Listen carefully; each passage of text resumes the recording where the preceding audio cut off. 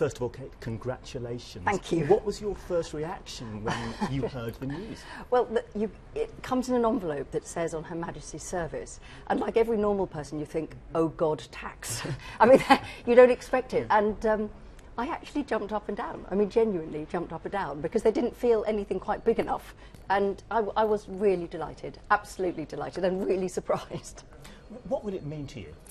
Oh, well, I think it's wonderful. You know, I've been watching all the Olympians and Paralympians going to the palace to get their medals, and got caught up with the Olympics and Paralympics last year, and that sense of being part of something and people being honoured for what they'd achieved. And in that case it was sport, and of course often it's charity work and business and all of these things.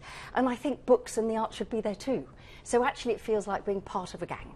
And that people are saying books matter, writing matters, and that's what I feel. So it feels, I really do feel like I've joined a group of people, and it's wonderful. There are so many people I admire who've been honoured in this way before, and I'm really delighted to be one of them now.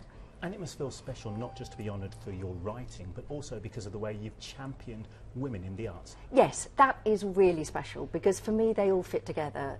Being a novelist, of course, but also the Women's Prize for Fiction, supporting other writers and many people doing the same, and also of course for the library campaign.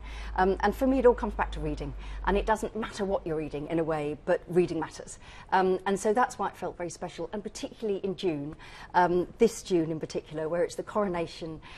It's that sort of sense of the very last book in my series of books that have taken nearly 25 years. Citadel comes out now, and the prize, we've just announced the new sponsor, the Bailey's Women's Prize for Fiction.